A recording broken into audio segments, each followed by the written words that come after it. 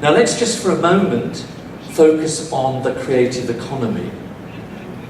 The creative economy, of course, is incredibly important, and the issue here is that it's probably the main driver of the economy as a whole, but it's very confusing for many people because they say, well, what does it actually mean?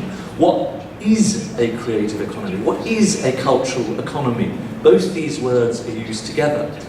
And we often use the definition of the various sectors that you know, design, film, music, and so on. Now, I think, if we think this through over time, for ministries this is quite difficult because there's a commercial dimension to it.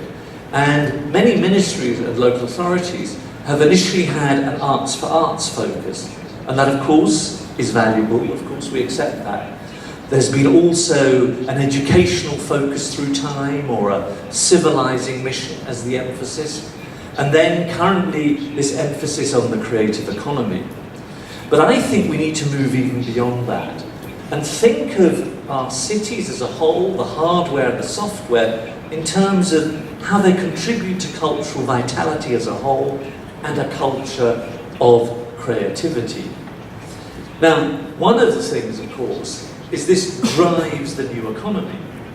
Now, most of these activities now are located institutionally in the cultural ministry, whereas in fact they should also be connections, naturally, to the economic ministry.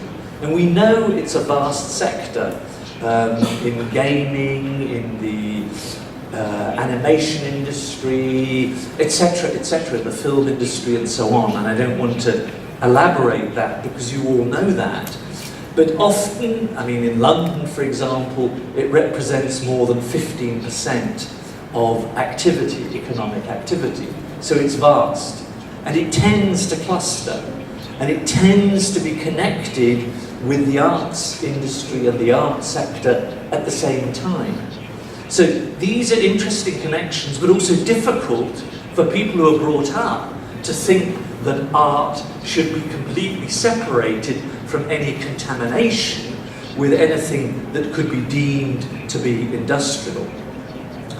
But to add to the problem, we've got these sectors which are large and important and add value to products and services in other sectors.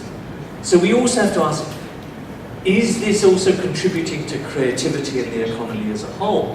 And I would suggest it is, which makes it even more important. And it's again, I think, quite difficult for a cultural department to be concerned with these things. So you're concerned with questions of design. And it's quite interesting here in Toronto, there is the Toronto Stock Exchange. They've taken the sign away and instead they put the design exchange.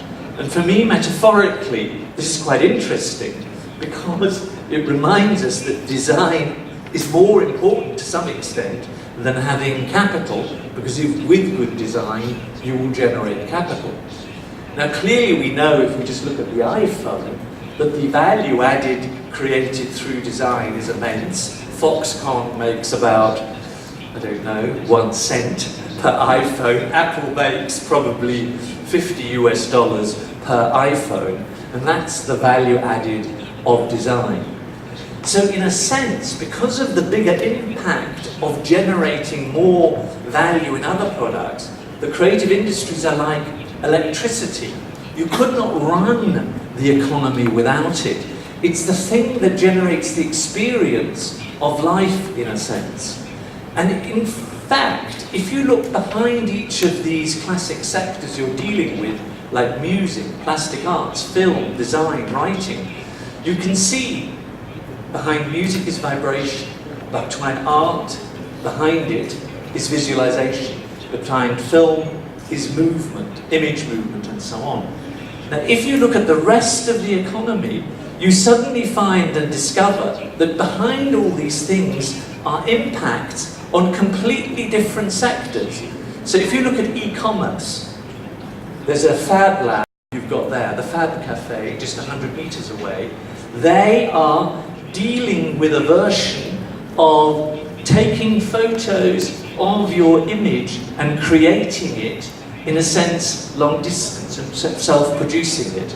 If you look at logistics, if you look at the discovery of oil in mining, you're using sound equipment. If you look at mining, you're using video equipment. So I just want to remind you that this sector is doing things which are far bigger than we normally think of. To understand weather, you use visualization maps. To do long-distance diagnostics, you use film.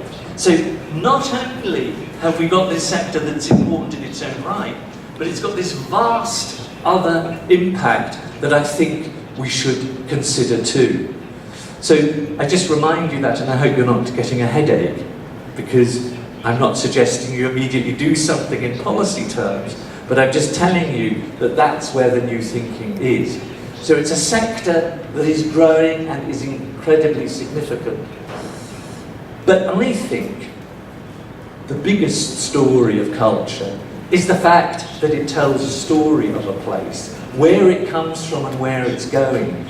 It helps create aspiration, meaning, belonging, and all of these things that you already know, which I do not need to elaborate. And the Cultural Ministry has responsibility for all of these things, and often the Cultural Department. And my question is this too much? Is this too much of a weight? And my answer, of course, is that you should share that. Now, you know all of this, the power, the soft power of all of that, so I won't elaborate that. Now, one of the main points about it is, of course, it generates the oxygen in places. It creates the magnetism of a place. It makes a destination out of just somewhere.